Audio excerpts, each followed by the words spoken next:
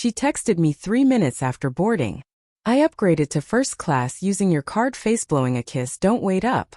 I stared at the message for a long time, my thumb hovering over the screen, my chest tightening the way it does when you realize the ground under you isn't solid anymore. It's cracking, sinking, swallowing you whole. She didn't even ask. Not for the upgrade, not for permission, not for anything anymore. Just like she didn't ask when she started coming home later, or when she stopped kissing me goodnight, or when she began treating my presence as something between a roommate and a bank account. I didn't reply. Not yet. Instead, I leaned back on the couch, our couch, and let the silence settle around me like fog. The TV hummed in the background, muted, casting a glow that felt colder than the room itself. I didn't know whether to feel angry or stupid. Maybe both.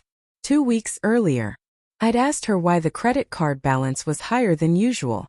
You're overreacting, she'd snapped. It's just a bit of shopping. I deserve nice things. Deserve. The word hit me then, but I let it go. I always let things go with her. I remember thinking she's stressed. It'll pass. Marriage has phases.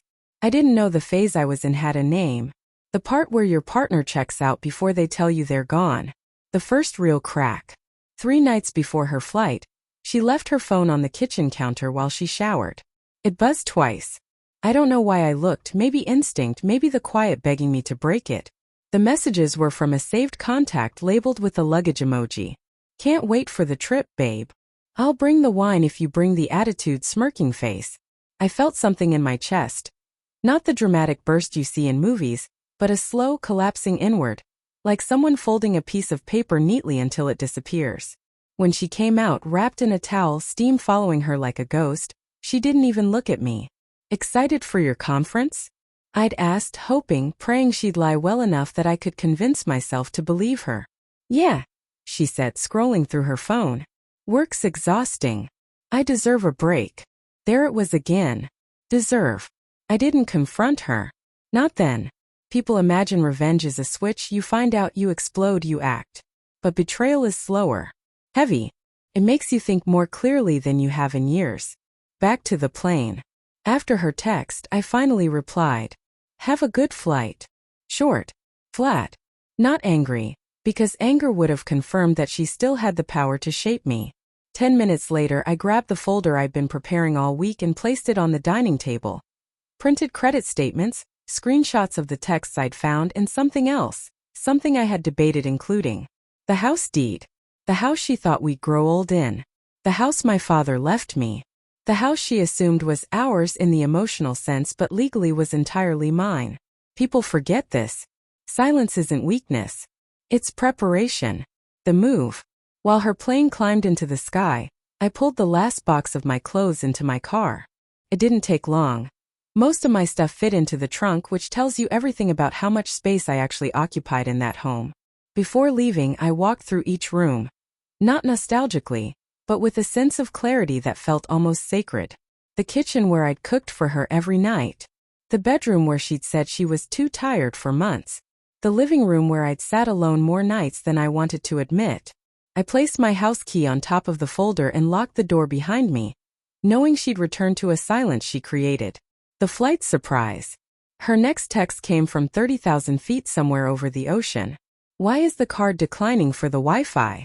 I didn't respond. She tried again 5 minutes later. It's saying insufficient funds.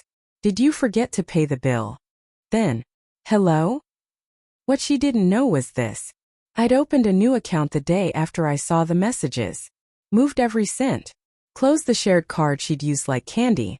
And because she insisted on using my card for her upgrade, she was now 12 hours away from home with no access to my money, and none of her own because she'd never had to build any. Her final message from the plane made me exhale, for the first time in days. Are you serious? I'm in first class. Fix this now. I turned my phone off. The landing. When her plane touched down and my phone lit up again, there were 17 messages. Where are you? Why is your key not working? Did you lock me out? What is this folder? Call me right now. I didn't, because I was already 3 hours away, in a small apartment I'd signed for under my own name, surrounded by boxes but breathing easier than I had in a long time. The only call I answered.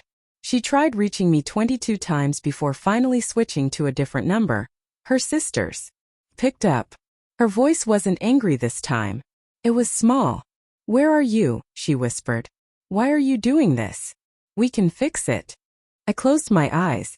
I wanted to believe her, the same way I'd wanted to believe her work conference, her late nights, her cold kisses.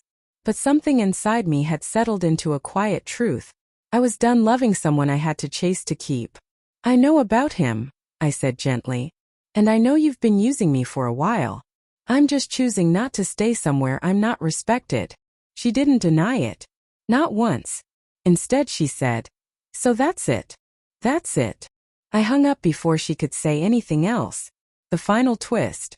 A week later, a letter arrived at my new place. Her handwriting. Inside was a single page. "You didn't have to take the house too," she wrote. "You knew I had nowhere to go." But that's where she was wrong. I didn't take anything. She just finally learned what it feels like when someone stops giving. Ending. Sometimes betrayal doesn't burn you. Sometimes it frees you. Her last message to me, late at night, unsentimental, was, "I didn't expect you'd actually leave." And I realized then, she never expected anything from me except silence and compliance. So leaving wasn't revenge. It was the first real thing I'd done for myself in years. And that, I think, is what she didn't expect most of all.